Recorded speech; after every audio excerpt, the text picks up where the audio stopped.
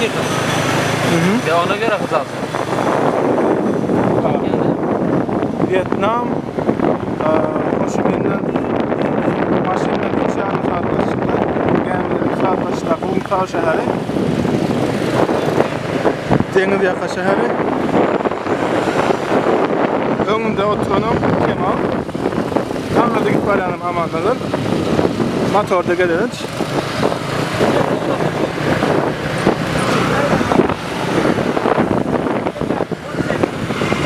Bundan amanladır mençek tip var ya şu var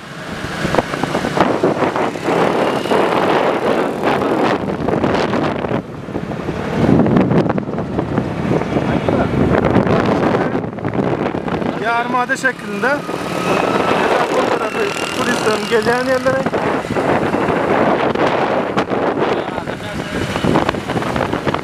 velayetin özünde bir milyon olan demesi şeyler için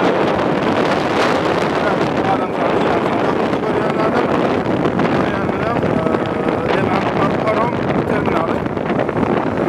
adamlar koşuyorlar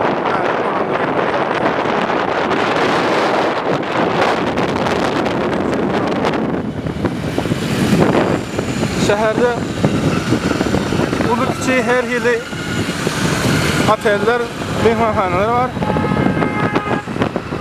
Halka açık genelde yerler var.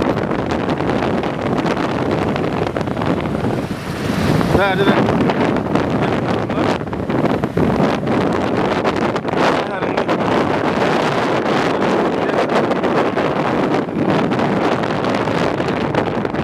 Motor günlük arendası $10 ve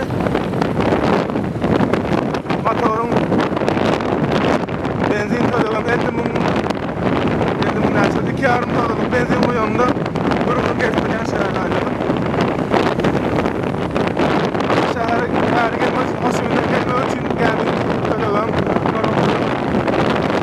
$10 böyle bunun değil